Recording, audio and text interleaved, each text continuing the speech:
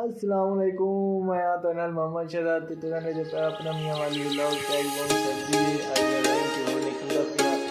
लेकिन मैंने सिंपल प्यारे जे निकलना लोन गया तो नहीं आ क्यों ज्यादा कोई तो निकला व्लॉग तो खजा मेरे को मौज निकला इंशाल्लाह प्यारा जैसे हम क्यों ज्यादा है कि धीरे धीरे काम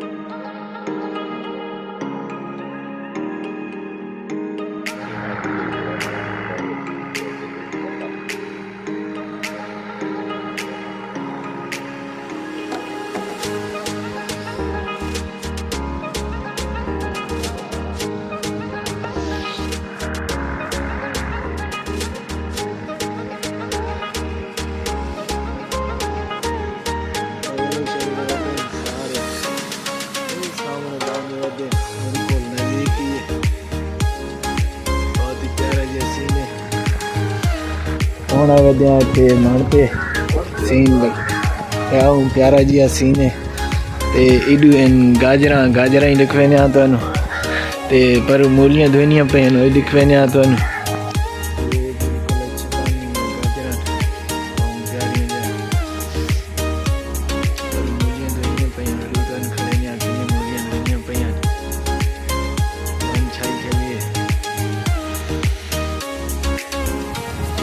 गाजर पट्टी पई है क्या बाला पट रखे हैं